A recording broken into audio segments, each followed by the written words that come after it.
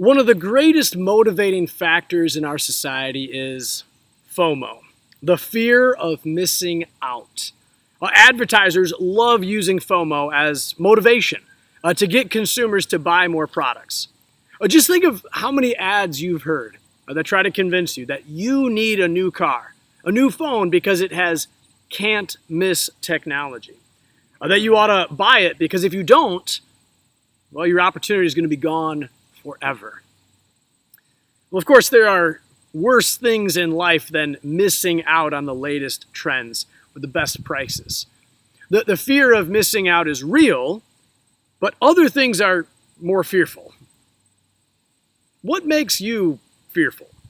When you experience fear, do you fight, flee, freeze?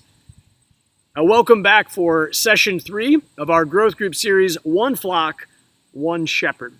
Last time, Pastor Stainbrook showed us how Jesus, the Good Shepherd, feeds his sheep physically and spiritually. And when we read from Mark 6, where Jesus feeds thousands of people with 5 loaves and 2 fish. Not only were the crowds dependent upon Jesus for their daily bread, but the disciples were too. So far, we've learned that sheep, well, they need someone to follow. They need someone to feed them. But they also need someone to keep them from danger.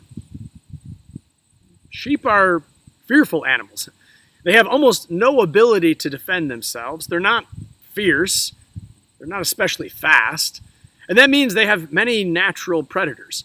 Coyotes, wolves, wild dogs, wildcats, feral hogs, bears, even birds of prey. That means that sheep rely heavily on their shepherds for protection. It's one of the reasons why ancient shepherds had difficult jobs. Being a shepherd could be lonely, smelly, dangerous. Jesus himself taught that a hired hand who does not care for the sheep would leave at the first sign of danger. Similar to being a shepherd, being a fisherman in the Sea of Galilee, well, that could be difficult work too. Conditions on the sea that can change quickly because of the unique geography of the area.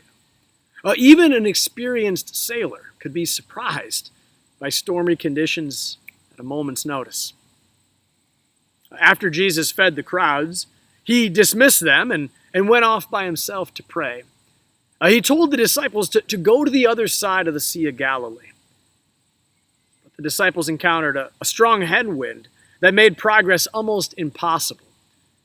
They weren't necessarily in danger, but they were exhausted. And the disciples were fearful.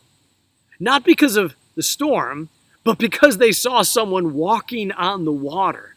So they screamed in terror, thinking, I don't know, it's a ghost. But Jesus said, take heart. It is I. Do not be afraid. When he got into the boat with them, the wind ceased. Mark 6 tells us that the disciples still didn't understand Jesus all that well. They didn't understand the power that allowed Jesus to feed thousands of people with just 5 loaves and 2 fish. They certainly didn't understand how he could walk on water.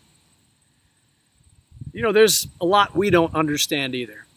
We don't always understand God's timing, why he allows bad things to happen to good people. We don't completely understand how Jesus can be with the Father in heaven and here with us at the same time, how he can be fully God and fully man. But even if we can't fully understand what Jesus is doing, we can trust him to protect us from everything fearful in our world. Just as a faithful shepherd protects the flock from predators, Jesus protects us from sin and death. Jesus protects us from sin by providing a way out of temptation, and he promises to forgive our sins when we do fall into temptation.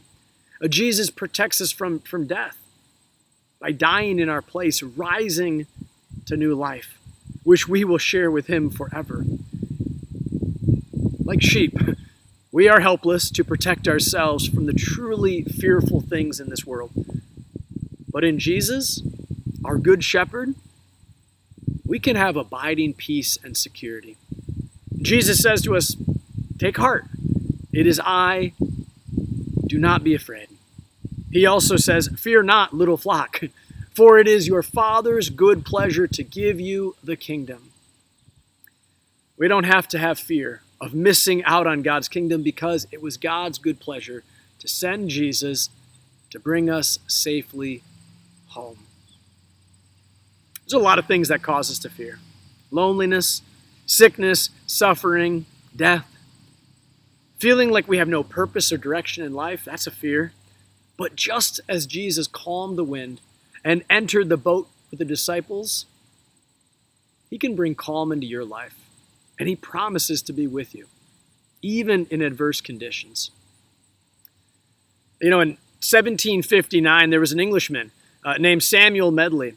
He was seriously wounded in a battle while serving with the Royal Navy. During his recovery, he heard a sermon that led him to faith in Jesus. He went on to become an ordained minister and a hymn writer, perhaps most known for writing the hymn, I Know That My Redeemer Lives. Here's the words to one of his verses. He lives to silence all my fears. He lives to wipe away my tears. He lives to calm my troubled heart. He lives all blessings to impart. May Jesus, our good shepherd who lives to silence your fears, may he bless you as you study his word together.